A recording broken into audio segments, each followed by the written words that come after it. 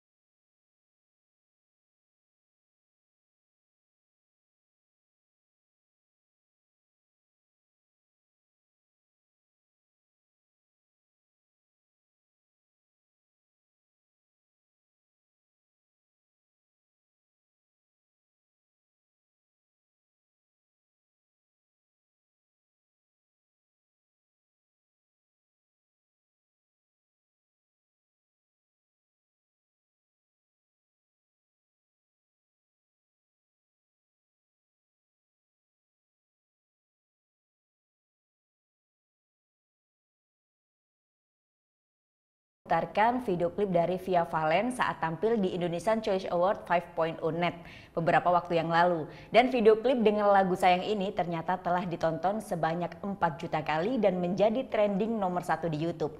Saya Vera Zenvia pamit undur diri, matur suksma dan selamat berakhir pekan.